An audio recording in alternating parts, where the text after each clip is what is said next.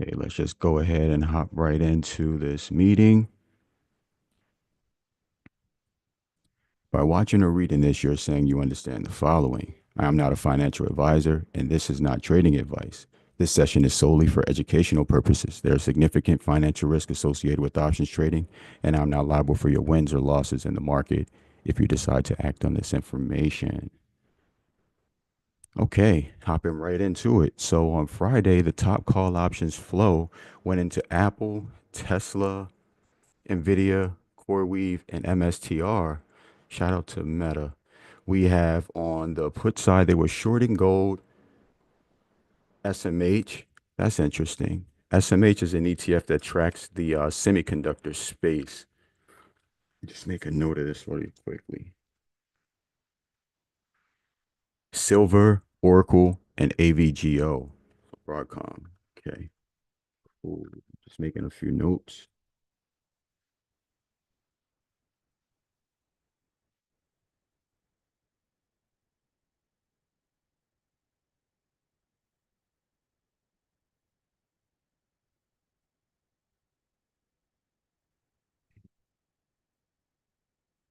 Okay, so yeah, on the port side, that's what they were shorting. And for the week, the top call options flow went into CoreWeave, AppLovin, NVIDIA, Meta, and MSTR. On the put side, short side, we had gold, SMH, Microsoft, Tesla, and IREN. Okay, cool.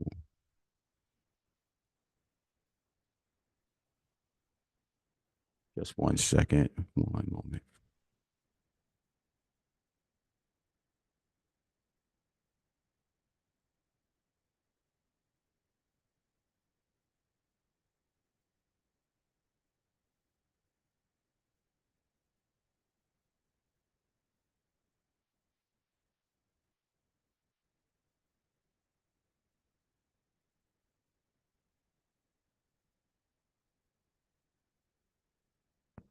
There we go. Cool. All right. So just wanted to make a few notes. And there we go. Couldn't see a thing.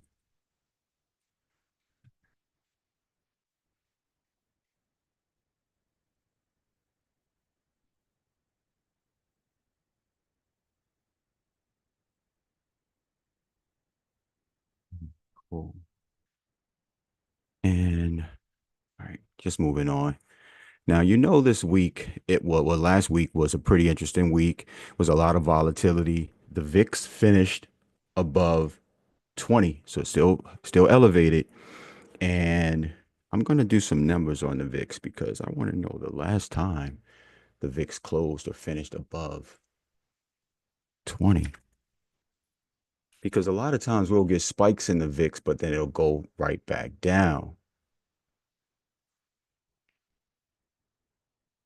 So I'm just checking. Normally we get some elevation and comes back down, but we'll just have to wait and see. I'll pull that, make sure I circle back to that data. But anyhow, okay, cool. So haven't updated this slide in a while. So I updated everything today. So our year-to-date profits. So these profits are from January the 2nd through October the 15th, 2015. And so our average weekly profit is like $1,300. The average monthly profit is 5.9K. And the average profit per trade is about like around 200%, so 198%. The total net profits are 5,500. So 55K for the year thus far. That's in total net profits. And these are based on just buying one contract per trade alert. The ROI for the $250 membership is 22,000%, well, 22.4K%.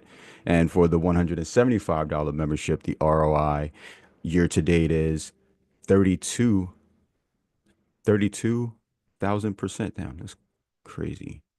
But anyhow, these totals they're per net profits and they're based on just purchasing one contract per trade alert.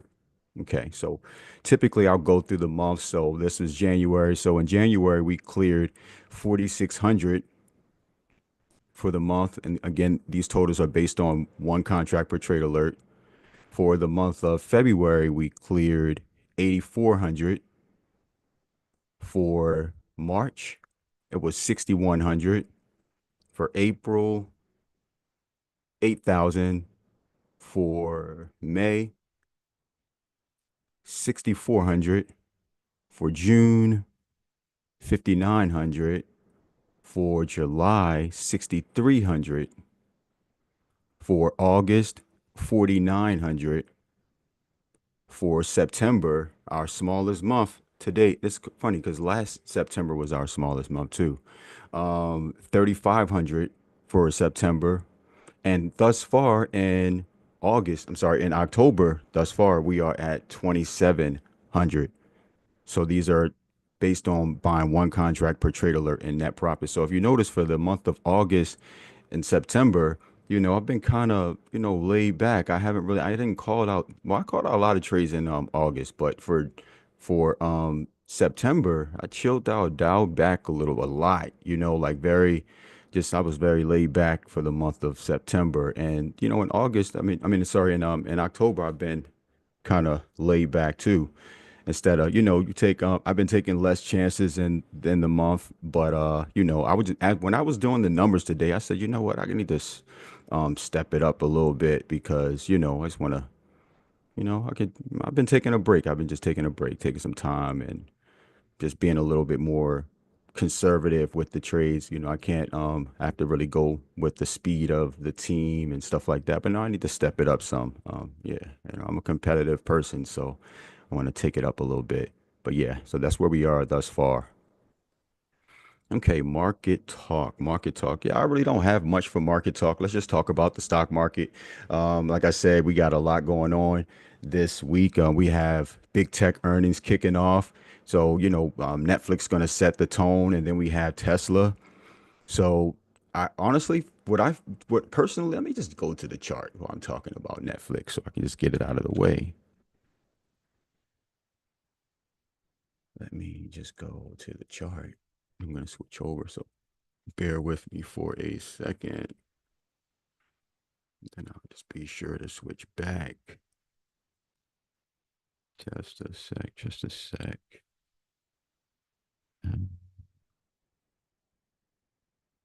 Okay, wrong screen. There we go.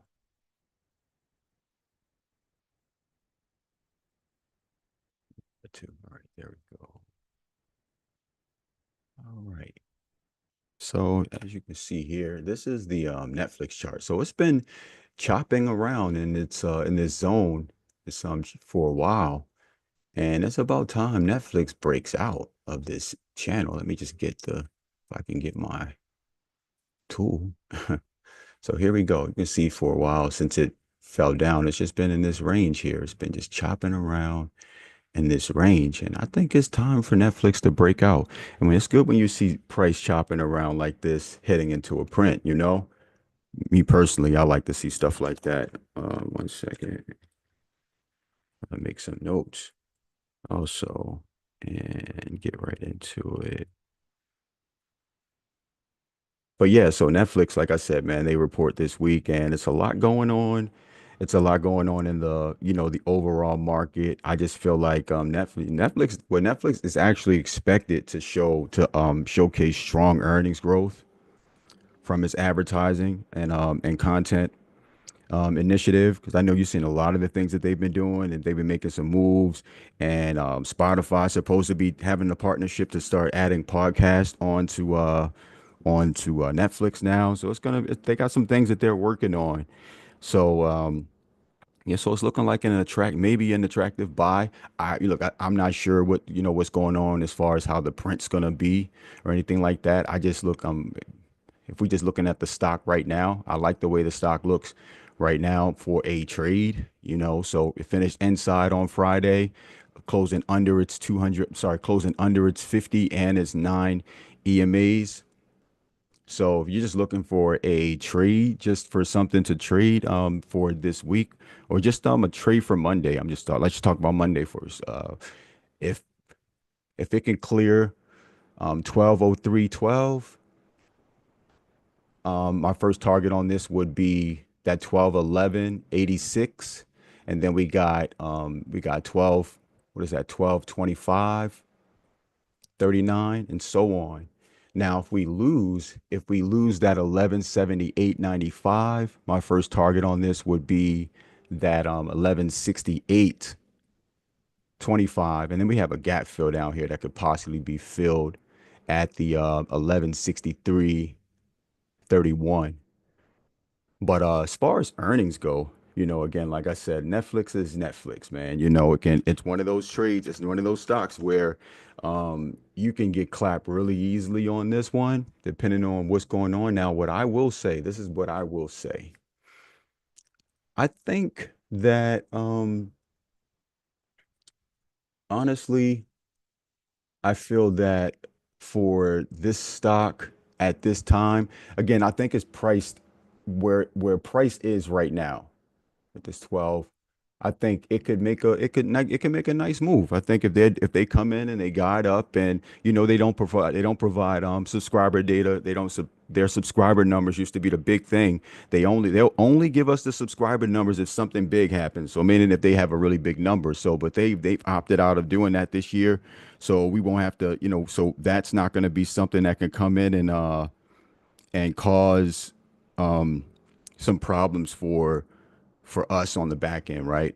Um, but yeah, so Netflix, I think that if they did come in, this could make a pretty big move. Um, they're pricing in $100 move for the stock. I mean, do I think it could actually make $100 move? I think so. I think it could possibly make $100 move. I think, like I said, price could go either way. But with a setup like this on Netflix, I don't see a reason why. And remember, so we don't know what Netflix is going to do before the print. We don't know what type of move the stock is going to make before the print.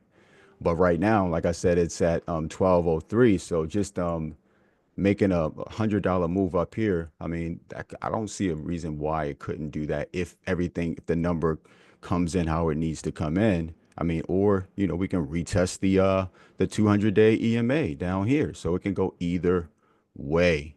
So either, we get that move up there and break that 1300, or we come back down to 1100. So that could be where Netflix goes. I mean, but I'm gonna tell you, if Netflix trades in the middle, meaning if it doesn't give you that nice $100 move, those options going to be disintegrated. You know what I mean? So again, we gotta see how things play out, what what the stock is intended to do, and how it so they're what they report on Tuesday. So is that a Tuesday? Yeah, Tuesday. So Netflix reports Tuesday. We have to see what happens. They could make a big move tomorrow. So that just consider that. But yeah, there's Netflix. Let me go back for a second to my other screen. But yeah, so we got Netflix, and then matter of fact, I'm gonna go ahead and hit Tesla right now while I'm on this screen because there's no reason why I should. Since Tesla report, oh, this is an interesting chart. First time I looked at the chart this weekend. So just being honest with you, I haven't looked at the Tesla chart at all. I like when I see this type of consolidation though, hitting into a print, and yeah, it looks good. It looks good. It looks good. It looks good. All right. So Tesla, let's just cover it for a regular trade first. Bullish engulfing, finished with a nice bullish engulfing. What is that? A 222 reversal with a bullish engulfing here on the daily. Over 441.46. Well, I'm gonna say over 443. Over 443. My first target would be 453.79, and so on. We got my next target after that is 466.23. Right now, if we lose that 423.60, my first target on there would be 419.73. Then and it'll probably bounce there, but we got 410 under there, and so on. But yeah, so like for Tesla's earnings, man, they're pricing in. like a $40 move on the stock. So Tesla is a is interesting. Tesla can be this can be a tricky one here. So we'll just have to see. We'll definitely have to see how it plays out because again, it's a lot. It's different things going on with Tesla besides just the stock itself. It's a lot going on. So what we need right now is for to see what Elon shows up on the earnings call because Tesla can come out and have some okay numbers, and but the margins are going to be what's most important, right? And so they could come in and they can miss. But then Elon get on that earnings call, and we don't know if Elon is going to show up or Stutter and Stanley. If Stutter and Stanley shows up on that call, then the stock dies. But Elon will get on there and give us because there's this event coming up. There's this, there's the that AI event that Tesla has, the autonomous stuff. They have an event coming up soon, and so I don't know if Elon's going to discuss that on the earnings call. But yeah, so just ignore whatever happens initially for the stock. You can't really go by that because there's a the earnings call is what's going to be most important. It's always been that way with Tesla, so they can have, I mean, they can come out and blow the print out, but then Elon get on that call and yeah, so it just got to wait and see what happens with the earnings call and go from there. I really don't have any idea what's going to happen with Tesla because again, it can go either way. This is one of them stocks where it literally can go either way. We saw the delivery numbers came out, and we saw what the stock did off of that. And I think it's set up pretty nicely. Nice little flag we got here. I like a nice flag. Um, so it's compressed a night. It's been coiling right up in this little range right here for the last few weeks since that delivery numbers came out, and it's just been chilling right here. So they're waiting for that earnings call. They're waiting for the print. So we'll see what happens and go from there. But just like I said, just got to be very careful with Tesla. Um, yeah. So, because remember that that was a big delivery number that they had, but we'll just have to see how things go. And yeah, we'll get to see. Because then you also remember about the whole the vote, shareholders they have a vote coming up soon. I believe it's the results come out on November the 6th, and so we'll see. That's something else that we have to consider. That's the vote regarding if Elon gets his the package that he wanted. Because remember, um, 'cause he's devoting a lot of time to Tesla AI. So yeah, that could take Tesla. It depends because I mean this is a lot. It's a lot going on. We'll see. And if it's not, we'll see if it gets approved or not. But anyhow, just a lot to consider with Tesla. So just wanted to make sure I covered that really quickly. Meta. Meta so okay. Meta finished inside. I don't know why they aren't buying Meta here. I don't know why they haven't started buying it here yet. I mean, this is a nice bear flag that it has that we see right here. It's just been coiling in this little range right here. Definitely a bearish flag. It finished with strong volume on Friday, and but just couldn't quite clear the the 9 EMA. If you see, ever since it lost it here on last Friday, the week before, it's been coming up and getting rejected here at the 9 EMA, and again on Friday, even on good volume. So just and it finished inside, so we'll just have to see what happens with Meta. I like an inside candle, so I'll say for Meta over 718.54. See what Meta? See, I'm gonna give Meta. Let me get this one some margin, man. I'm gonna say over 719, over 719. My first target for Meta would be. I got too much going on right here. Hold on, let me clear some of this out. It's just too much going on right here. There we go. I needed that line though. I didn't get rid of the line. I just wanted to get rid of it's just too much going on right here. Hold on. Let me just see if it disappears. No, it didn't even disappear. Hold up. One sec. Say two. Okay, I know it was more than one there. It just was throwing me off. There it is. Okay. Cool. So over 719, my first target on Meta would be 723.69. And then from there, we got 731.78. Now, if Meta loses, let me just pull this back down so you can see what's going on here. If Meta loses that 706.12, then my first target on this would be 701.35, and and most likely it'll bounce there again. But if not, then we got 769, 796.61, and 691 and 691.49. But yeah, this is a bear flag, man. I don't know what's going on. I don't know what's up. I don't know if what Meta, but like I said, historically, Meta would typically guide down, for the second half of the year. And so, yeah, we'll just have to see how that plays out. When David Weiner was the CFO, and the second half of the year, they would guide down. And so this could be a nice setup for Meta to come down here and retest this 200-day EMA. Or, we don't know what happened. We'll just have to see. Things change, and we don't know. We see what Susan Liu, what she wants to do, and go from there. And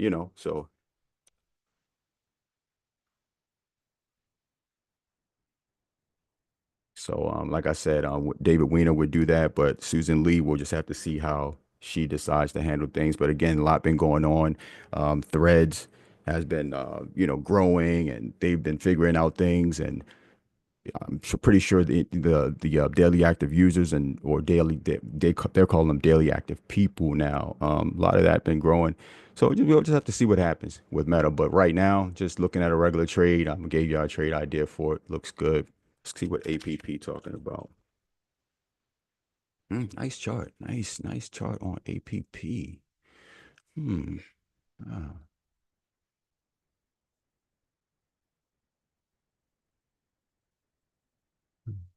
APP. All right. We'll just have to see how this plays out. And I like drawing on charts. Draw over here today. Yeah. So APP, man, 222 reversal to the downside here on the daily. Went up and rejected the non-EMA again, similar to what Meta did. Um, yeah, I'm just saying right now for this one, let me see what the weekly looks like. Okay.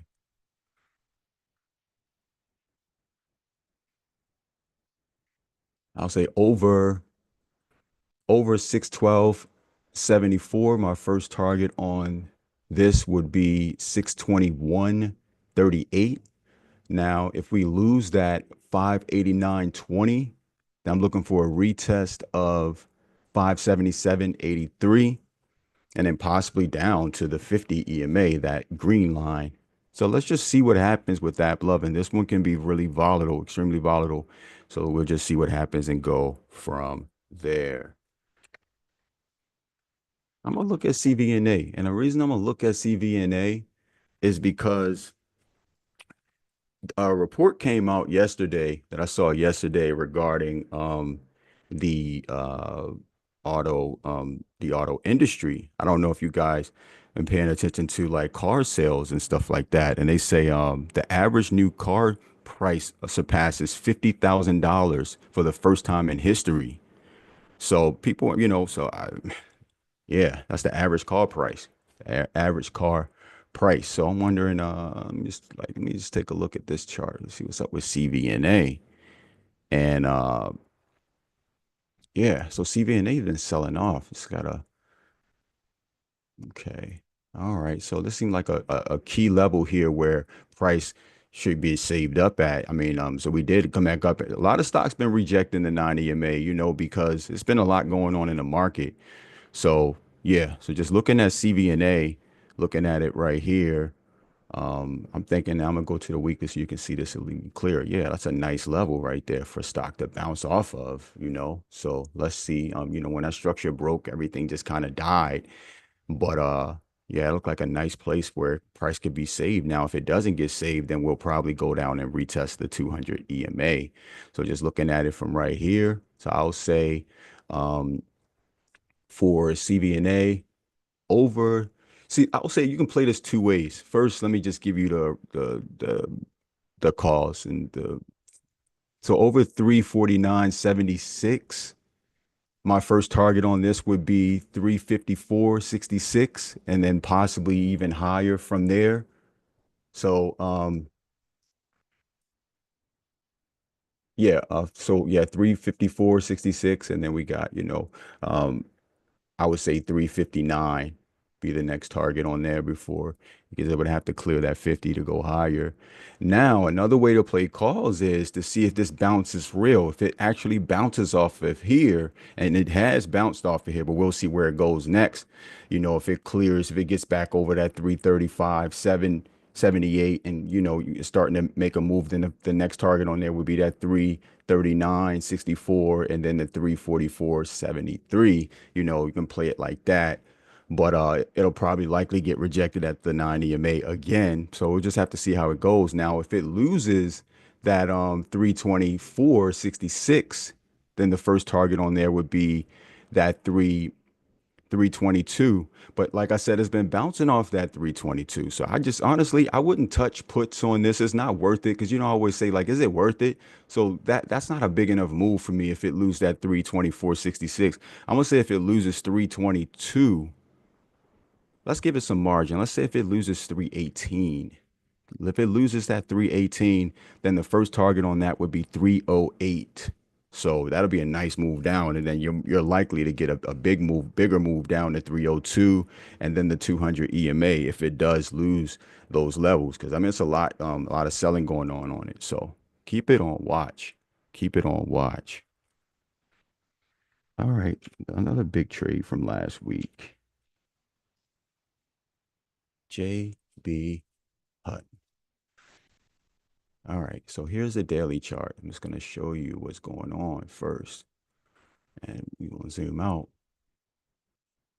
So here's the weekly chart. You see, it hasn't been up in these levels, up in this area for a long time. So this is the first time in a while we've seen these levels for JB Hunt. So one second, if JB Hunt can actually clear, because it came up here and I'm not going to really call that a reject. That's a pretty strong bullish hold that it had on the weekly time frame. So I feel like reclaiming levels that it hasn't hit in a long time. So like I said, I think we can possibly get a bigger move out of this. I mean, they had a really strong beat on earnings, and so we'll just have to see how price moves from here. But so far, like I like what I'm seeing, and I think we can get a push higher on this stock. So I would just keep it on watch for a move because if we get a continuation, then you see there are a lot of levels, a lot more levels that we can continue to. I'm gonna go back down to the daily for a sec.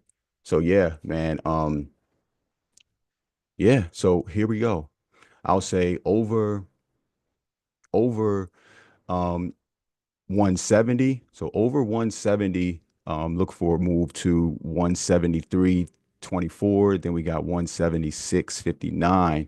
Now, if we lose that 162.96, then this is a gap. Like I said, we up here in this earnings gap, right? So I'm not gonna say it could fill the whole gap, but I feel like if it loses that level, then maybe just play it down to I'll just probably play it back down, see if it actually takes out this low here.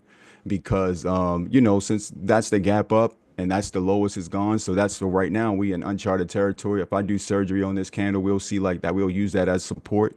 You see what I'm saying? So if it comes back down there, then yeah, so I would just use this area down here as a support because that's all we have for this area for now.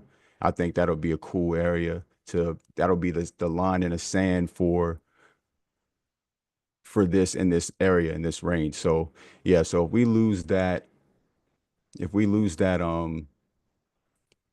162.96, then we could possibly get a move down there to 158.89. So, just keep an eye on it because, and then if it lose that, then we'll probably fill the earnings gap. Well, I ain't gonna say fill the whole gap, but we got some levels. We got a bunch of levels there that could possibly be retested. So, but yeah, just keep it on watch. Just keep it on watch, and yeah, Q Q Q Q Q Q. All right, cool. Yeah, we got Q Q Q. All right. Yeah, I like the way QQQ finished on Friday. I mean, we got some good green volume that went up in there. And I just think that was cool. We needed that with with all of the selling going on. I just think that it was cool. We finally got some that was a good close. I think it was a good close. So yeah, so right now with QQQ, I'll say if we over over uh yeah, over 605.51. Look for a retest of 608.77 and then possibly higher up there to the all-time high. Now, if we lose that 596.37,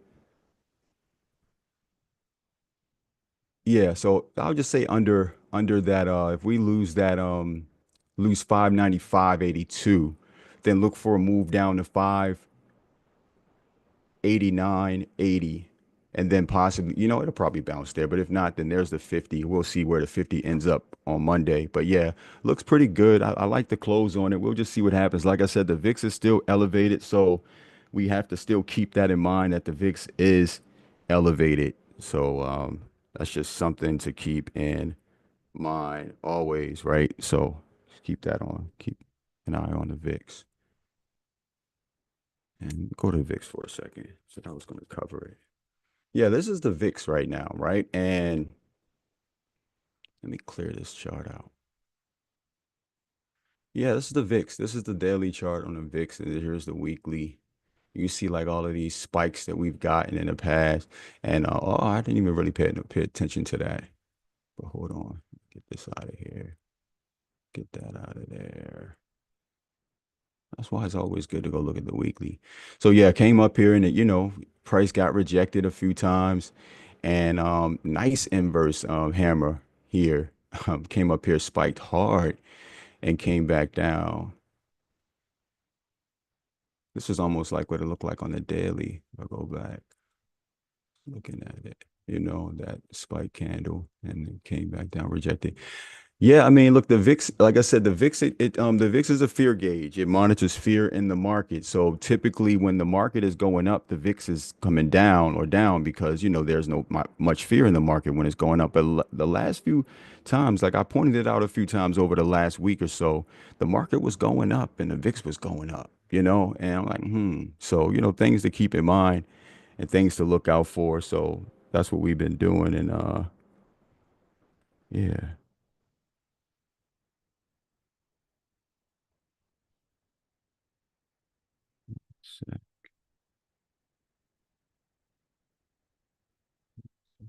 Cool. Yeah, but no, so the VIX is it's still elevated. It's still over 20, and it's been over 20 a few times and finished over 20 a few times, but typically there if it's still over 20, there's still fear in the market. But VIX does a lot of spikes. Like this was a time right here where we finished over, damn, so it closed over 29 and just continued to go higher. This was in April. So yeah, we'll just see what happens, man. This is around a time of year where the VIX is kind of where it can be elevated anyhow because this is like historically this is a bearish month. So we'll just see what happens. Keep an eye on it. Just wanted to point it out that VIX was VIXing. Yeah. Okay, I am gonna hit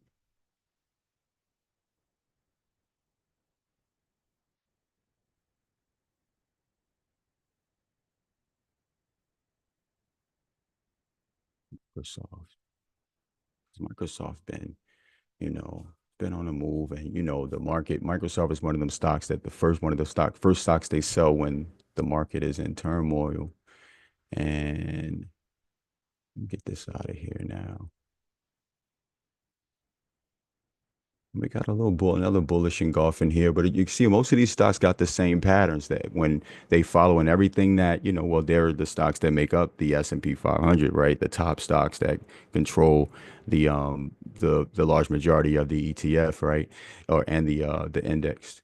So you see, once we lost that non-EMA here, it's been having trouble getting back above it. We finished with a bullish engulf and it reclaimed its 50-day EMA here again. And so yeah, with a bullish engulfing. So I'll say for Microsoft, man, over 515.48, look for a move to 517.64 and then possibly higher up there to 523.18.